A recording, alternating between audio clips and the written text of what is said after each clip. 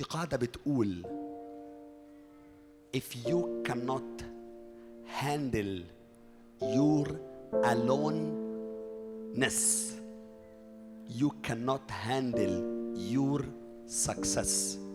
If you cannot handle your aloneness you cannot handle your success. لو مش هتعرف تهندل موضوع انك تكون بطولك مش هتعرف تنجح.